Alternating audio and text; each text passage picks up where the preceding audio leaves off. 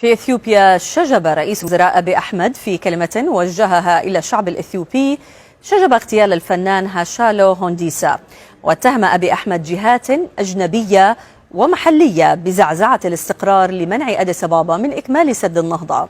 وأفاد مراسل الجزيرة بمقتل 50 شخصا خلال احتجاجات أثارها مقتل الفنان هاشالو هونديسا.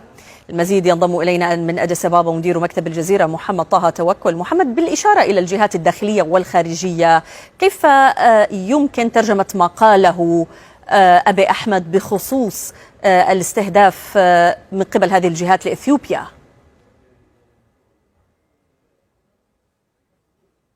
نعم سلمى، ما اتفق عليه كل المتحدثين وعلى رأسهم رئيس الوزراء الإثيوبي ربطوا محاولة الاغتيال بشيئين أساسيين. أولا بإيقاف عملية التعبئة وتكملة سد النهضة.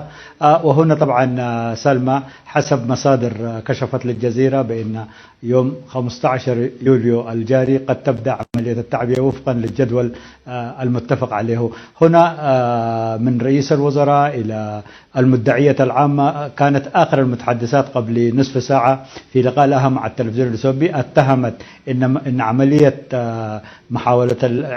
القتل التي تعرض لها الفنان مرتبطة لإشغال إثيوبيا من تنفيذ عملية التعبئة، وقالت إن المتهمين تم تحويلهم إلى المحكمة في أسرع وقت وإن التحقيقات جارية ستعلن عنها قريبا. هنا جميع الاتهامات والأسابع تتجه إلى جهات خارجية لم يسميها ولكنها مرتبطة بالسد، واللبيب يفهم بالإشارة، لأنه ربما أديس أبابا لم تستعجل في الاتهام لإعطاء فرصة لرئيس جنوب أفريقيا الذي ربما يبتدي مساء اليوم استئناف المفاوضات.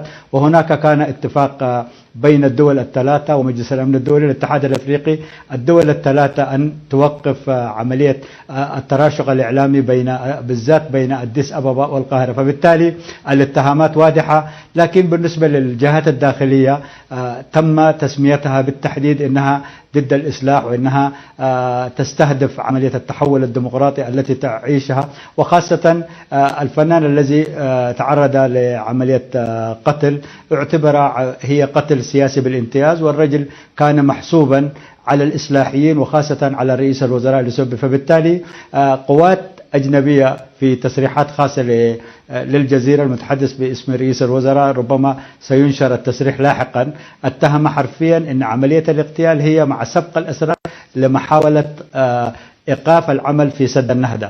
ومزيد من التفاصيل سننقلها إليكم خلال الساعات القادمة، وخاصة حالة الهدوء عادة إلى أديس مع حالة التوتر والاستنفار في أطراف أديس أبابا، وربما هذه الحالة ستستمر سلمى حتى مراسيم الدفن للفنان الراحل غدا في مدينة أمبو مسقط رأسه.